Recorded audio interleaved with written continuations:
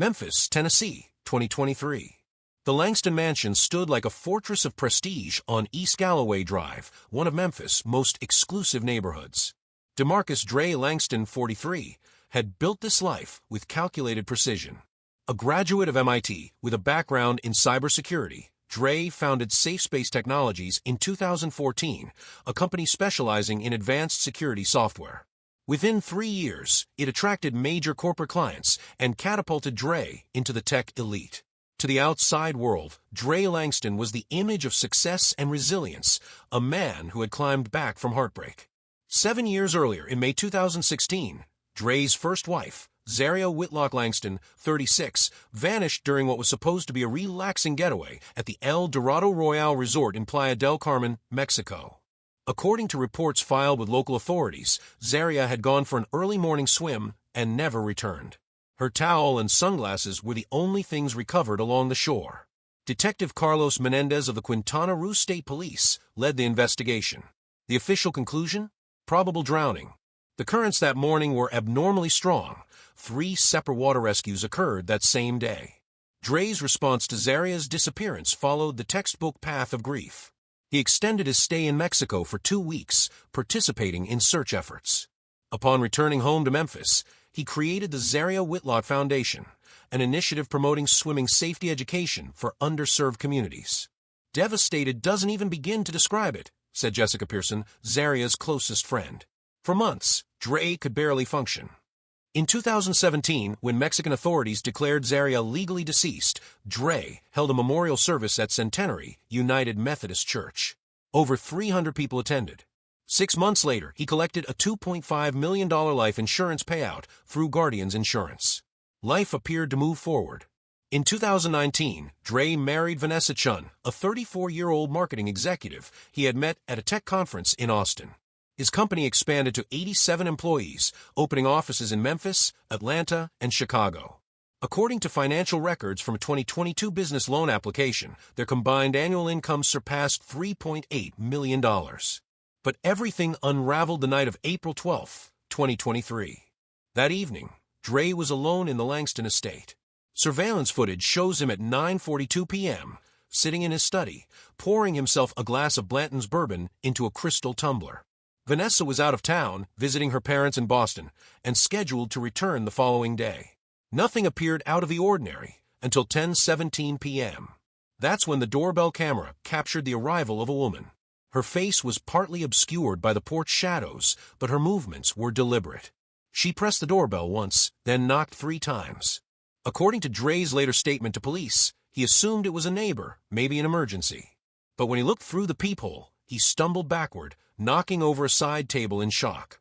Standing on his doorstep was Zarya Whitlock Langston, the woman he had mourned, the wife he had memorialized, the woman legally declared dead 6 years ago. The footage was clear. She was 43 now, wearing a pale yellow sundress. Her signature silver bangle gleamed on her right wrist. Her hair, once worn in long braids, was now styled into a sharp bob. A faint scar marked her collarbone. Discoloration circled her wrists. "Hey, darling, did you miss me?" she asked. Her voice was calm, captured perfectly by the doorbell microphone, but there was something cold beneath the softness. For 37 seconds, Dre stood frozen. When he finally opened the door, his face had lost all color. His hand trembled on the doorknob. His voice stammered, This is impossible." To understand the full weight of that night, we must go back to 2016, to the unraveling of a seemingly perfect marriage. Back then, DeMarcus Dre Langston was 34 and on the rise. He had founded a promising startup, Vantage Solutions, in 2012, focused on cybersecurity tools for small businesses. With an MBA from Vanderbilt University, Dre used his academic clout and natural charisma to attract over $2.3 million in venture capital funding between 2013 and 2016. Associates described him as magnetic, charming in meetings, persuasive in negotiations. The type of man who couldn't be told no. Zarya, 32, was a 5th-grade teacher at Riverdale Elementary School. Born to Jamaican immigrants who arrived in the U.S. in 1979, she earned her master's degree in education from the University of Memphis in 2011. Colleagues praised her warmth and tireless dedication to underprivileged students. "She made her classroom feel like a second home," said Principal Dr. Janet Foster. "You'd never know if she was having a hard time. She left it all at the door." On social media, their life looked like a dream. They took vacations in the Bahamas. Zarya posted smiling selfies in their new Mercedes SUV, purchased in 2015. They donated regularly to Memphis youth programs. But beneath the Instagram filters and charity events, their marriage was collapsing. Files recovered from Zarya's personal laptop painted a darker reality, one filled with deception, gaslighting, and growing danger. Email exchanges with her sister, Zarya Whitlock, dating back to January 2016, revealed Zarya's suspicions of multiple affairs. She wrote about a woman named Karen from accounting, even though no one by that name worked at Vantage. Dre's phone contained messages from Karen, filled with innuendo. Hotel receipts from the west of Memphis, stuffed into his coat pocket, listed dates when he claimed to be at late-night meetings. Zarya created a spreadsheet documenting Dre's lies, unexplained absences, defensive reactions, late-night phone calls. Credit card records showed purchases at jewelry stores and upscale restaurants on nights he told her he was in Nashville on business. When she confronted him on April 3rd, according to entries in her journal, Dre denied everything. Then he begged, and bought her a diamond bracelet the next day. He promised counseling, but no appointments were ever made. By June, Zarya suspected he was already entangled with another woman, a client from his company. And then came the money. After Zarya's disappearance, financial investigators discovered a tangled web of unauthorized transactions and fraud. In early 2016, Dre had lost $147,000 in failed cryptocurrency investments. He withdrew nearly $889,000 from their joint account without discussion. More alarming, 3 personal loans totaling $662,000 were taken out using Zarya's social security number and digital signature.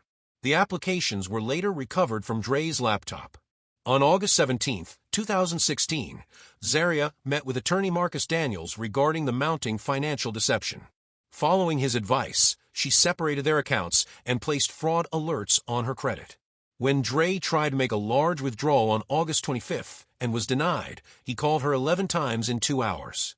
That evening, a phone recording from Zarya's device captured the confrontation inside their home. "You think you can control me?" Dre's voice screamed, "This is my money. You're nothing without me." And now, 7 years later, Zarya was standing on his porch. Alive, scarred, and she hadn't come back just to be seen.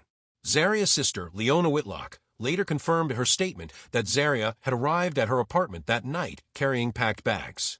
She stayed there for 3 weeks, emotionally drained and afraid, before reluctantly returning to the marital home. The reason? DeMarcus had begun threatening to harm himself if she didn't come back. On the evening of June 12, 2016, Zarya confronted Dre at their suburban home.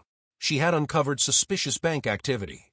According to phone records later obtained by investigators, Zarya had spoken with divorce attorney Rebecca Hernandez earlier that same day. "I'm done with the lies, the affairs, the debt. I'm leaving," she told Dre. Their neighbor, Thomas Wilson, overheard the heated argument through an open window. Digital documents recovered from Zarya's laptop revealed she had already taken inventory of their shared assets and was preparing to file for divorce, determined to claim her rightful half. For DeMarcus Langston, a once thriving real estate agent whose commissions had been drying up for months, the thought of losing assets, status, and facing alimony payments was a looming financial disaster. Detective Sarah Blackwood of the Coral Springs Police Department, who would eventually lead the investigation, noted that the timing of their trip to Mexico eerily aligned with Dre's financial crisis. Bank statements showed he had less than $1,200 in his personal account, yet faced over $4,000 in credit card payments the following month. Zarya had planned a vacation to Playa del Carmen 6 months earlier. She had hoped the trip would help repair their fractured marriage. Hotel bookings, flight confirmations, and email exchanges, retrieved from her personal Gmail account, showed her genuine effort to reconnect. For her, the trip meant reconciliation. For Dre, it was an opportunity. In the days leading up to their departure on June 15, 2016, Dre's demeanor changed noticeably. His co-workers at Sunshine Realty saw a new man. Lisa Jenkins, the office manager, recalled him bringing flowers to Zarya that week. "I hadn't seen that side of him in years," she said. "He was suddenly cheerful, even under all that financial pressure." Surveillance footage from Miami International Airport captured the couple smiling as they moved through TSA. Zarya appeared relaxed, hopeful. Their resort, the Palms at Playa, logged their arrival at 3:42 p.m. Hotel staff testified that Dre had requested a private room with ocean views, away from other guests. For the first 3 days, the Langstons played the part of a loving couple. They posted beach selfies, shared photos of romantic dinners, and enjoyed cabana rentals. But behind the filters and smiles, cracks remained. In a text to her sister Monique, Zarya wrote, "He's trying, but something's off. It feels like he's acting." On the night of June 19th, following dinner at the resort's waterfront restaurant, the couple returned to their suite. Dre would later tell Mexican authorities they had argued, again, about finances. Zarya had discovered new loan documents while borrowing his phone to take photos earlier that afternoon. At 10:15 p.m., hotel staff reported hearing raised voices from a Langston suite. By 10:47 p.m., multiple guests had called security to complain about the noise. When security officer Miguel Fuentes knocked on their door at 10:55 p.m., all was silent. What happened inside that room would later be pieced together through forensic evidence and blood spatter analysis. Dre had retrieved a .38 caliber Smith & Wesson revolver from his luggage, a weapon he had smuggled into the country despite strict gun laws. The first shot struck Zarya in the chest. The second tore through her abdomen. As she collapsed, Dre sprang into action. He wrapped her body in a blue cotton bedsheet from the resort and carried her to their rented Jeep Wrangler. Days earlier, Dre had scouted a remote jungle clearing for .5 miles outside town, accessible only by a winding dirt road. According to the Quintana Roo State Police, cell tower data placed him in that remote location by 12:45 a.m. He remained there for nearly 80 minutes. Armed with a shovel he'd purchased 2 days earlier, caught on hardware store security footage, and paid for in cash, Dre dug a shallow grave, roughly 3 feet deep. Believing Zarya was dead, he placed her body in the pit. He tossed in her iPhone 11, likely hoping it would eliminate any tracking data. After covering the site with dirt, palm fronds, and scattered brush, Dre returned to the resort sometime between 3 o'clock and 5:30 a.m. Then he cleaned. Bleach, purchased from a local market, was used to scrub the floors twice. He gathered Zarya's belongings, clothes, passport, ID cards, and burned them in a trash can behind the villa. The revolver, bought illegally in Memphis, was dismantled. Its parts were discarded at random stops along the coastal highway. On the morning of June 20th, Dre walked into a local police station and reported his wife missing. He told them they'd argued the night before, and she had stormed out around midnight. The authorities, accustomed to temporary tourist disputes, took minimal notes. No formal search was initiated. For the next 3 days, Dre played the role of grieving husband, calling Zarya's phone, which he knew was buried with her, leaving voicemails in public, and expressing concern. On June 23rd, he checked out of the resort and returned to Memphis, casually telling friends that Zarya had chosen to extend her vacation alone. What DeMarcus Langston could never have predicted was this. Zarya Langston wasn't dead.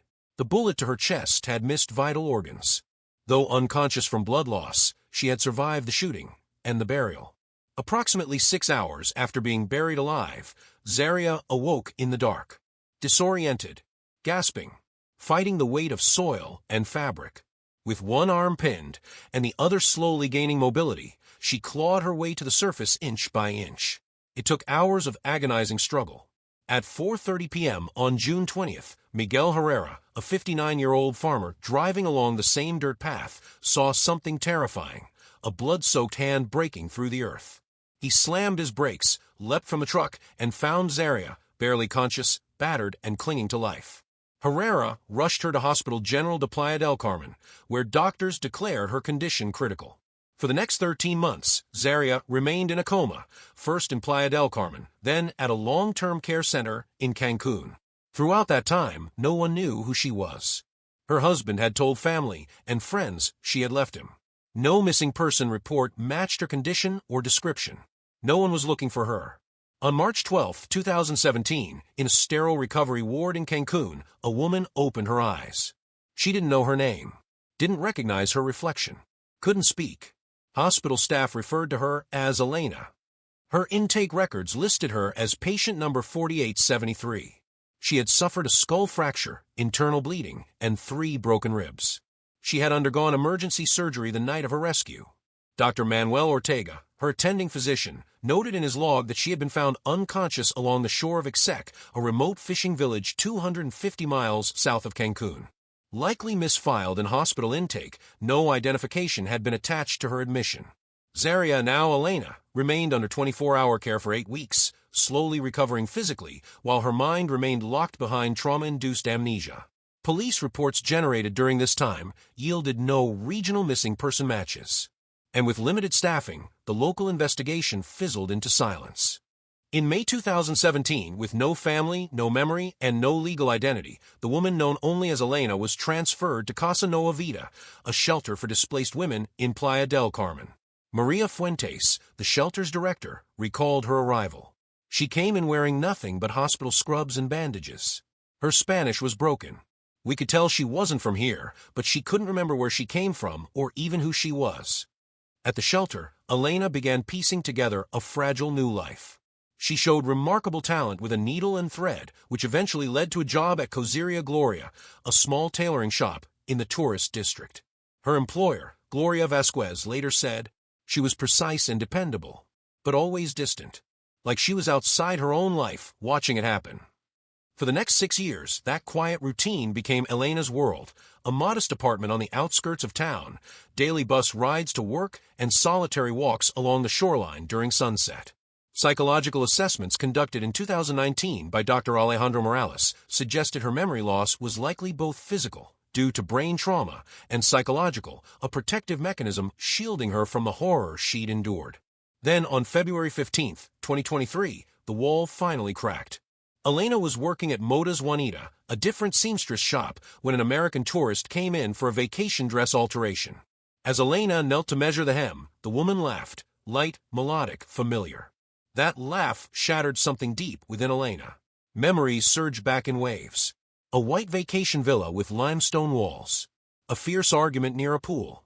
A gun pressed to her chest. 2 gunshots. The sensation of being dragged. Dirt. Darkness. The suffocating weight of earth. Elena dropped her tape measure. Her hands trembled. She sank into a chair, gasping for breath, eyes wide and wet. Then, in English, not Spanish, she whispered, "My name is not Elena. I'm Zarya Whitlock."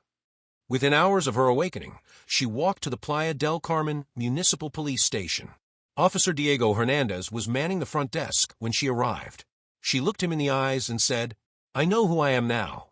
What began as mild skepticism quickly turned into stunned silence.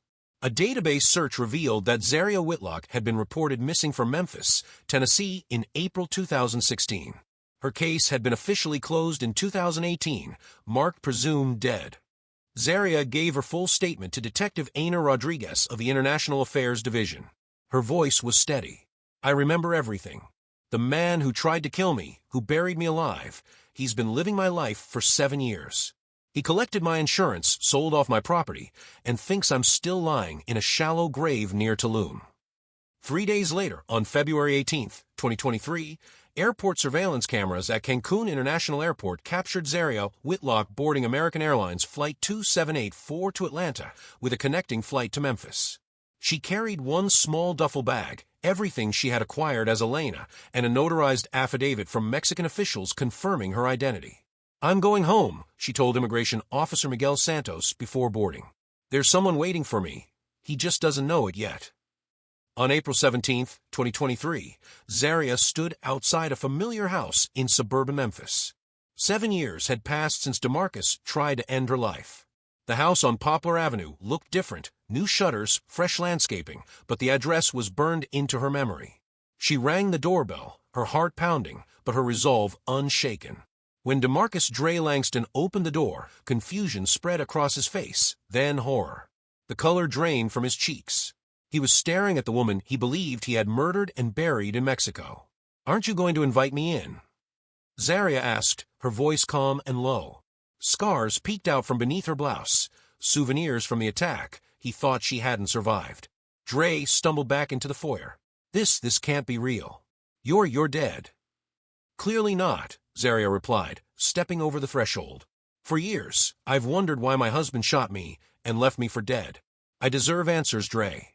The confrontation that followed was brief, but electric. Zarya laid out the facts, her memories, the betrayal, the sound of gunfire, the cold, crushing darkness. While she spoke, she quietly activated the recording app on her phone, capturing every word of Dre's unraveling reaction. "You stole everything," she said. 7 years of my life. My career. My dignity." When Dre moved toward her suddenly, Zarya backed up and called 911. "I'd like to report an attempted murder," she told the dispatcher.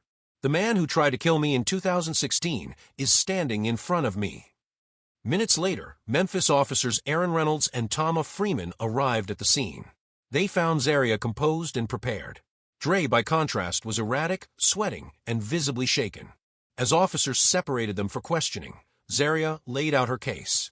3 months before our trip, he took out a second life insurance policy in my name, $2 million. He collected it in February 2017, after I was declared legally dead. But the most damning evidence came from Dre's own financial records. After receiving the payout, he had paid cash for his new home, invested in a food truck company, and made a series of untraceable cash withdrawals. On April 29, 2023, DeMarcus Langston was arrested and formally charged with attempted first-degree murder. The story exploded across Tennessee and quickly made national headlines. The wife who returned from the grave became a media sensation. The trial began on January 15, 2024, at the Shelby County Criminal Court with Judge Eleanor Wynn presiding. The courtroom was packed daily, with local residents and national reporters filling every bench. When Zarya Whitlock took the stand on January 24th, the courtroom fell into absolute silence. For nearly 6 hours, she walked the jury through every detail: her shooting, her buried body, her coma in Hospital General de Playa del Carmen, and her long road back to the truth. "I woke up with no name," she told the court. "They called me Jane Doe for months. I didn't even know I'd been murdered." Defense attorney Gerald Shar attempted to discredit her memory, implying her recollection had been clouded by trauma. "My client maintains that Mrs. Langston voluntarily disappeared after an argument," he argued. That defense quickly crumbled. Kaya Tavon, a former friend of the couple, testified about Dre's infidelities and his complaints about wanting out of the marriage. And then came the medical records. Nurse Valentina Reyes from the Cancun Recovery Facility presented documentation of Zarya's gunshot wounds and the soil embedded in her lungs, evidence consistent with having been buried alive. After 4 weeks of testimony and 11 hours of deliberation, the jury returned its verdict on February 20th, 2024. Guilty of attempted first-degree murder. 2 weeks later, Judge Wynn sentenced DeMarcus Langston to life in prison without the possibility of parole. During the sentencing hearing, Latrice Whitlock, Zarya's mother, delivered a tearful victim impact statement. "My daughter lost 7 years of her life because of this man's greed.